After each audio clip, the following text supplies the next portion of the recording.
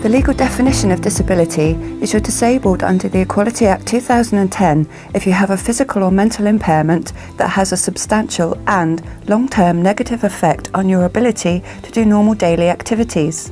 However, during this film, we're hoping to demonstrate that everybody has abilities and skills that will be of value in a diverse workforce. I'm Zara Shoesmith, and my journey first took me to Boscawen Park in Truro, where I met Guy, who has learning difficulties and has been successfully employed for over 20 years. I work for the parks as in the garden, and also I do mixturing everything really, from potting on, bedding to winter bedding, pays your rent for your house and all your bills. It's a nice place to live, nice place to work here and that. I'm Liam Shoesmith and I'm the Deputy Parks Manager at Truro City Council here. Guy started with us, well, before I started here. So he was here 18 years ago, brought on a scheme to get people with learning difficulties employed, and he was such an asset to Truro City Council that we took him on. Guy is very precise. So when you are pricking out seedlings and such like, he's just very precise on that. He'll do it to great, spend a lot of time on the fine detail. Well, we know that anything he pricks out, as in seed-wise, we know it's going to grow well. And he can do it at speed as well, which is good for efficiency. Guy, sometimes with his learning difficulties, you have to explain things in a different manner. But once he's got the idea, he's off he goes. For anybody who's not employed anybody with learning difficulties before, preparation's important. You must make sure that everybody understands and you understand what people like Guy would need. But the value is that you get a good team player like Guy who's settled in, and also the value of watching Guy mix with others. He's managed to get himself a house, he lives by himself. None of these things he'd have managed unless he'd started working here, and that's quite rewarding.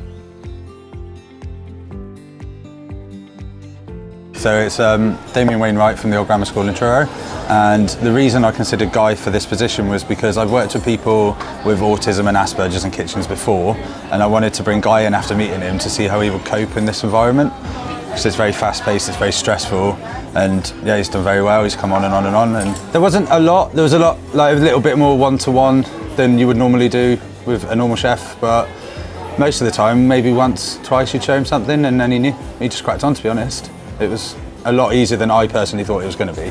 He did most of the prep in the kitchen by the end of the 8 weeks. He could do service.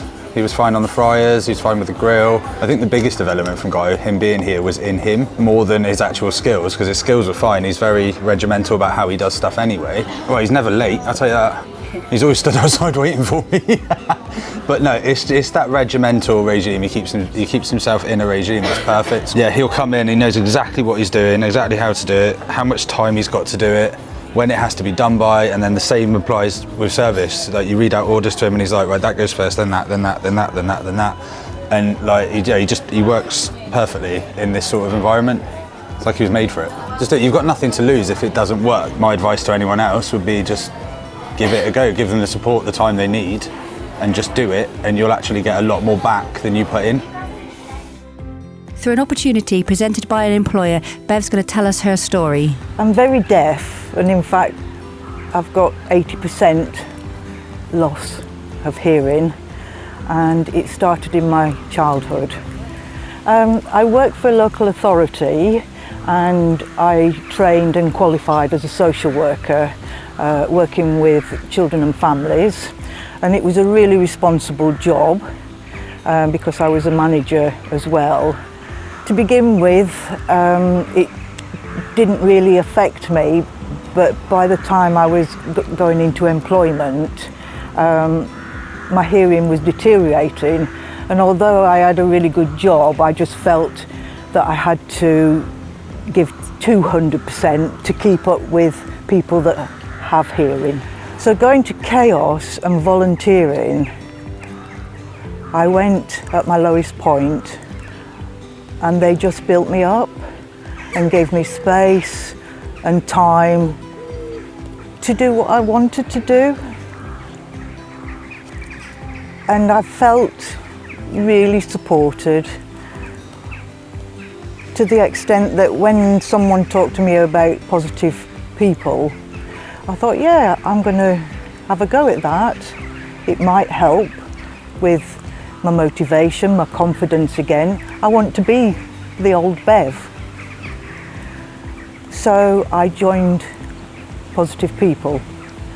I've reflected quite a bit on Positive People because I came on that scheme at my lowest, and through the support and being embraced into that organisation has just been wonderful for me. It's changed my life completely.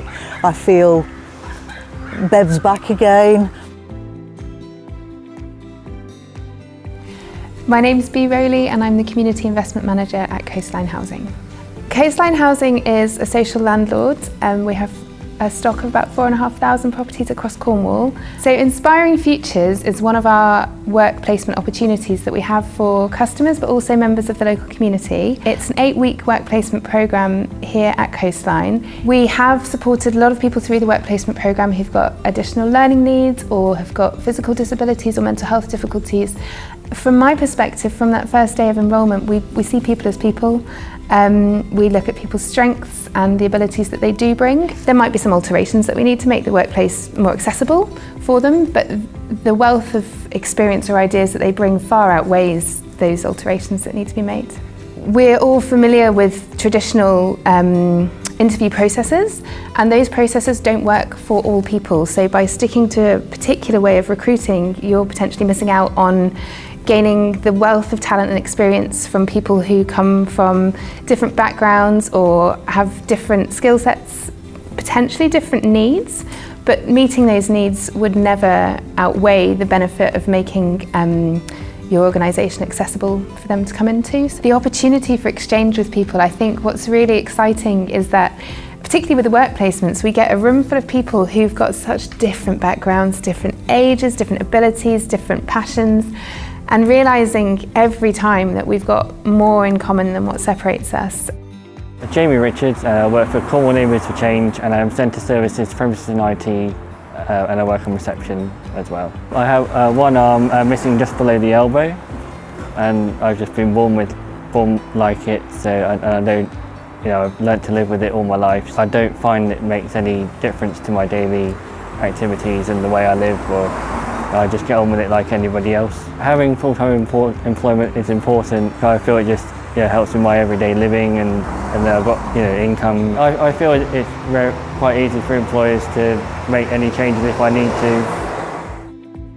Hello, I'm Andrew Mills. I'm the nursery manager of Burncoose Nurseries. It was in the spring and we was looking for some more part-time workers to aid us through just the spring period really, when we was very busy. And I was made aware of a chap looking for work called Scott. Scott had been long-term unemployed and he had suffered from post-traumatic stress disorder from being in the Navy. But it didn't take long before Scott realised that he was an integral part of the team because he's an incredibly hard-working and bright individual. And also it didn't take long for the staff to realise what an asset he was to the company. Over a period of time at the nursery, everybody could see, myself especially, could see what the benefit of work was having on Scott. He's very punctual, very interested, always enthusiastic, always looking for the next job, and is really an asset to the company. So what I'd like to say is to any employers out there that are contemplating taking on any individuals or anybody from the Positive People scheme, I would say go for it, because you don't know what talent is out there in a pool of people that have been perhaps left behind and forgotten over many, many years. So from me and from Burncoose Nurseries, please give these people an opportunity, because there are some very talented people out there and they will be an asset to your company.